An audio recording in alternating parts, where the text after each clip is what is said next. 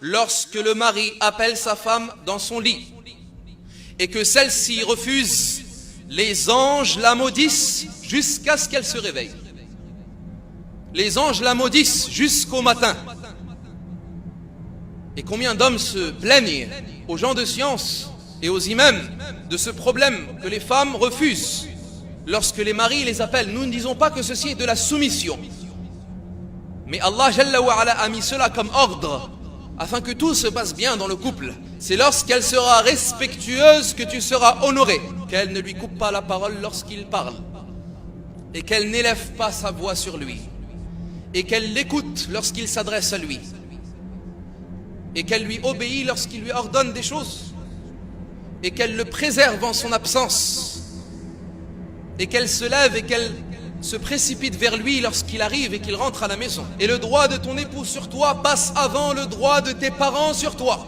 Malheureusement, qu'Allah les guide, beaucoup de mères rentrent dans les affaires du couple et veulent alors défendre leur fille.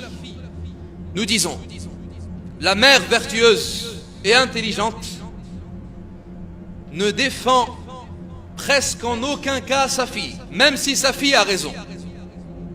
Pourquoi? Afin de lui enseigner la patience et le fait de ne pas se mettre en colère sur son mari, même si elle a raison et même si le mari a tort.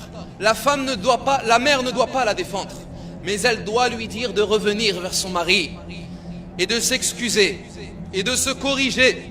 Et si la femme refuse, elle n'a pas refusé à l'homme en réalité, ni aux parents de l'homme, mais elle a refusé à Allah, car elle est soumise à l'ordre d'Allah. Et c'est Allah qui a informé cela. Un homme n'appelle pas sa femme à son lit et qu'elle refuse sans que celui qui est dans le ciel as-sama, c'est-à-dire Allah, sans que celui qui est dans le ciel as-sama soit en colère contre elle jusqu'à ce que soit satisfait d'elle son mari, c'est-à-dire jusqu'à ce qu'ils se réconcilient. S'ils ne se sont pas réconciliés, Allah est en colère contre elle.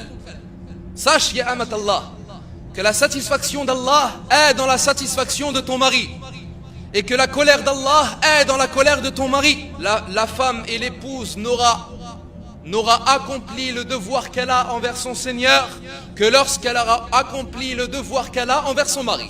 La considération de la femme envers son mari, comme les gens ont une considération envers leur roi ou leur gouverneur ou leur empereur.